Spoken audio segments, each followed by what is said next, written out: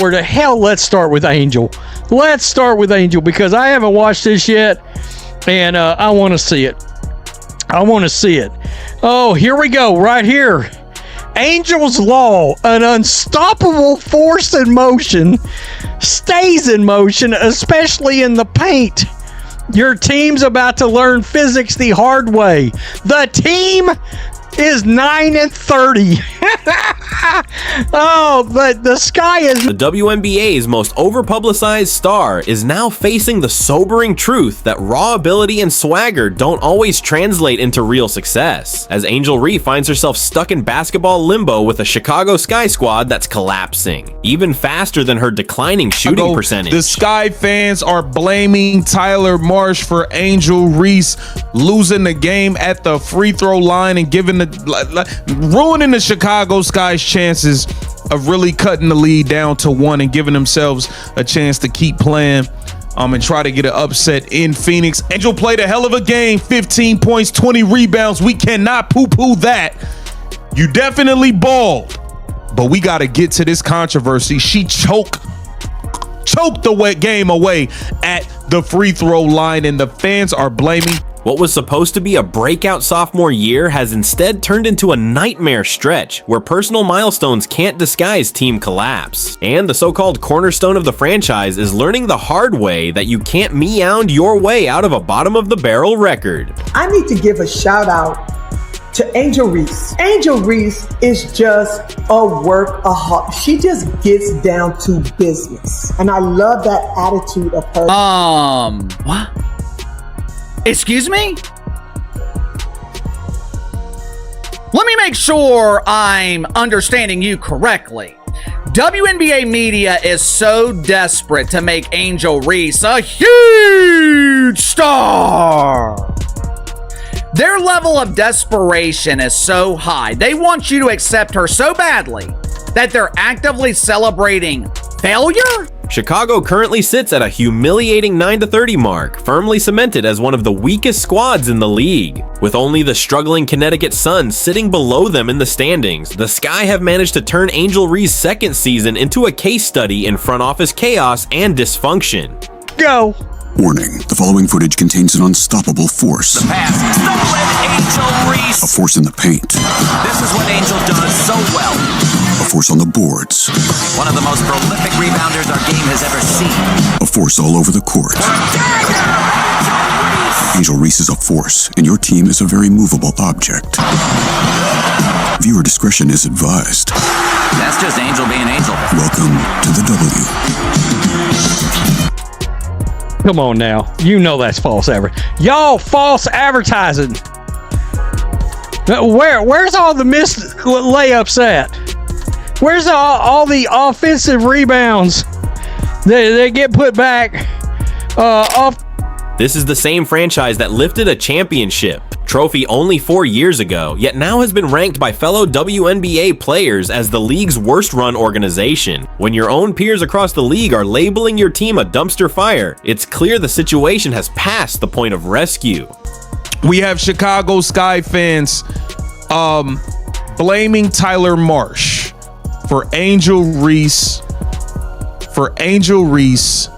missing a free throw at the end of this game to keep the Chicago Sky within striking distance versus the Phoenix Mercury. She asked, do I miss this free throw or do I make it? The fans are saying that Tyler Marsh told her to miss this free throw. Tyler Marsh said the complete opposite. He threw her all the way under the bus.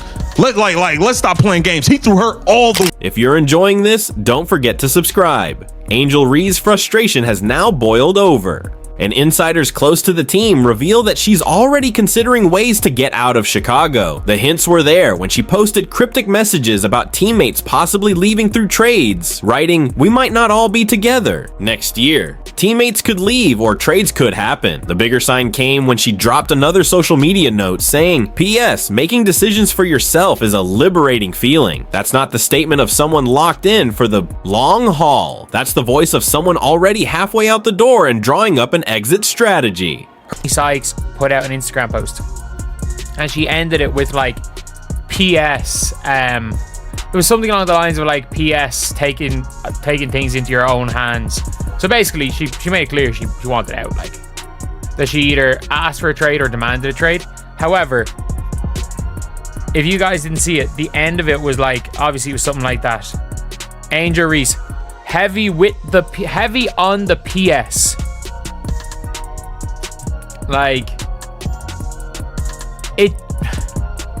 it does make it sound like, I mean this makes it sound like she is acting. Her relationship with the coaching staff has crumbled to the point where even basic professional courtesy seems missing. Head coach Tyler Marsh, who walked into this mess, has been put in several awkward spots trying to handle a player who appears more focused on her personal brand than chasing wins. Reports have surfaced that Ree has shown open defiance during out huddles, with one viral clip catching her knocking a clipboard out of an assistant's hands at a crucial point in a game. When you're more invested in your online persona than respecting the very people trying to push you towards success, you've completely lost the plot. So Angel Reese, the most toxic player in all of basketball, is out here slapping clipboards out of her coaching staff's hand because she's so mad her team committed a foul in the crunch after she shot 15 free throws this game. This is the lowest of the low disrespect that you can show to your coaching staff. She trying to get y'all locked in, worried about the next play, and you so toxic with your terrible, awful attitude that you slap the clipboard out of her hand. Why do you guys hate Angel Reese so much? The Angel Reese hate is so forced. This is why. Even worse are the rumblings about fractured ties with teammates. Evidence has been piling up that many within the locker room have run out of patience with her behavior. Several moments on the court show Sky players deliberately avoiding passing her the ball in the post, even allowing shot clock violations, rather than feeding her. Veteran Elizabeth Williams had to publicly address the team's turnover woes while Ree sat next to her, and it was obvious the chemistry had soured. Williams specifically stressed the need to value possessions, a direct jab at Ree's league-leading 4.7 turnovers per contest. A second, but just think about what Cynthia Cooper just said. She can't celebrate Angel Reese's accomplishments on the court because they don't exist. She can't celebrate the Chicago Bravado because they're arguably the worst team in the league. So WNBA media is trying to elevate Angel Reese and her dozens of aliases by complimenting her attitude? I don't give a shit about her attitude. And the trend is hard to ignore. Just like her college days when she left Maryland for LSU as soon as adversity hit, Angel Reese seems to be replaying the same script at the pro level. Critics now call her the Queen of Quit, pointing to her mysterious back injury that surfaced exactly when the Sky's season started to unravel. She has sat out vital games during the most important part of the schedule, with no clear update from the team about when or if she'll return when your supposed franchise player is listed. As day-to-day for weeks with an injury nobody can clearly diagnose, it begins to look less like medical reality and more like selective absence.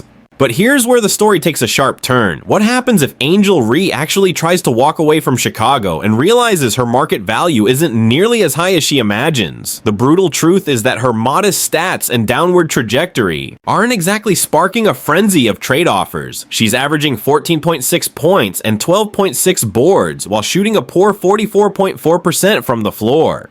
More concerning is that her turnover numbers have nearly doubled, and advanced metrics show her team performs better when she's off the court. Those aren't the type of stats that drive bidding wars. They're the type that make general managers think twice before even picking up the phone.